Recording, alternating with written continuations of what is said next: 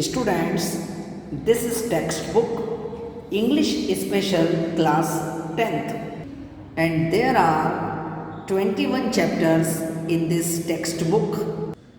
And first chapter name is Goodwill. Goodwill is a beautiful poem and it means Mangal Kamna. Goodwill is a hymn and hymn means bhajan. यानी goodwill जिसका अर्थ मंगल कामना है एक भजन है और ये यजुर्वेदा का एक भाग है. You know there are 4 Vedas, उसमें से यजुर्वेदा जो है वो हमें ये बताता है और उससे हमें ज्ञान प्राप्त होता है कि हमें किस प्रकार से पूजा करनी चाहिए, किस प्रकार से उपासना करनी चाहिए. I mean what is right way of worship Yajurveda tells us. Now students, we will start this poem, and first we will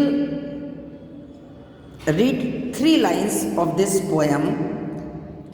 Method by which wise man is skillful in rituals and steady in assemblies perform their tasks. That peerless spirit that lies in all creatures. सबसे पहले बच्चे अब हम इनमें जो थोड़े से tough meaning है उनके अर्थ को समझेंगे, क्योंकि अर्थ समझने के बाद हमें तीनों लाइन बड़ी आसानी से समझ में आ जाएगी. मैं दैट का मतलब है मैं ये कर सकता हूँ, मैं ये कर सकता हूँ.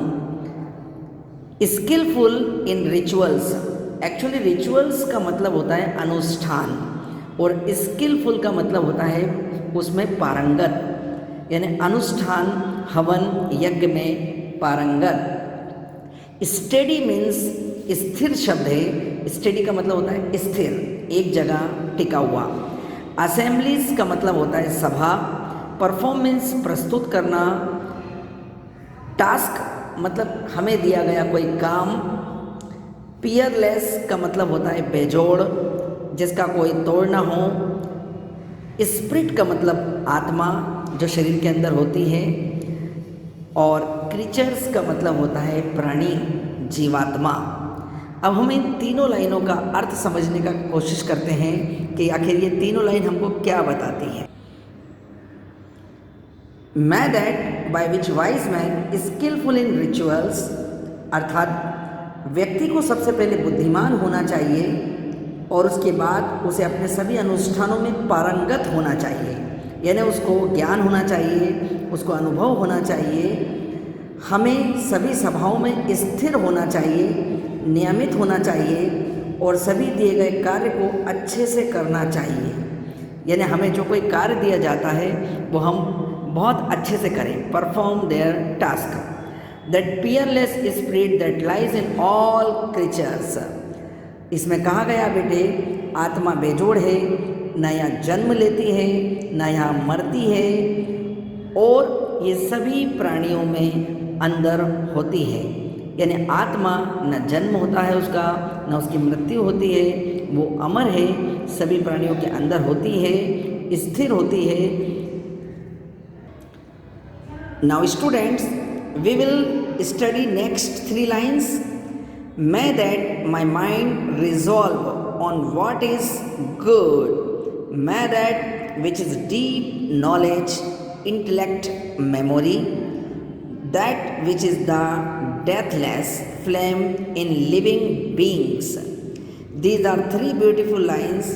Now अब मैं आपको इनके जो टफ मीनिंग है उनके बारे में थोड़ी सी जानकारी दूंगा.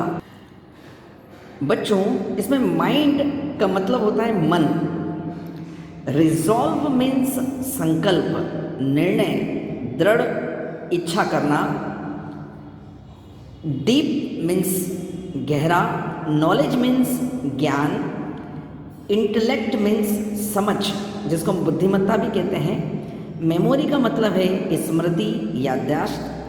डेथलेस यानी जिसकी मृत्यु नहीं होती है, अमर, आप उसे अमर कह सकते हैं. फ्लेम का मतलब लो या ज्वाला, जिसको हम कहते हैं. लिविंग बींग्स का मतलब होता है जो जीवित होते हैं, जिनमें जान होती है.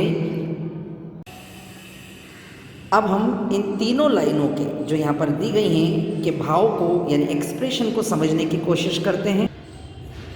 हे परमपिता परमेश्वर, आप मुझे यह शक्ति दें कि मैं संकल्प ले सकूं कि मेरे दिमाग में केवल और केवल अच्छी चीज़ें, अच्छे विचार आएँ। मैं that which is deep knowledge, आप मुझे गहरा ज्ञान दें, समझ दें, मेरी स्मृति को मजबूत करें ताकि मैं बुद्धिमान बन सकूं। सभी व्यक्ति जो जी रहे हैं, अमर हैं, सभी के अंदर जीवन रूपी लो है जो कि सदा अमर रहेगी। और आपको मैंने बताया था आत्मा अमर है, ना उसका जन्म होता है ना उसकी मृत्यु होती है। तो वो लो मेरे अंदर हमेशा जागृत रहे। और इस लाइनों में आत्मा के बारे में बात की गई है जो कि अमर है। नाउ स्टूडेंट्स, अब हम नेक्स्ट 3 लाइन्स पर आते हैं। Without which nothing what ever is done, may that my mind resolve on what is good, may that which guides man like a good charioteer। इन तीनों लाइनों को जो हम समझ रहे हैं को समझने से पहले हम थोड़े से इनके कुछ टफ मीनिंग को चेक कर लेते हैं। विदाउट मीन्स के बिना, नथिंग यानी कुछ नहीं। रिजॉल्व का मतलब होता है बेटे संकल्प। एंड गाइड मीन्स मार्गदर्शन करना, रास्ता दिखाना। चैरियोटर मीन्स सारथी। अब हम इन जो लाइनें दी गई हैं के भाव को समझने की कोशिश करते हैं।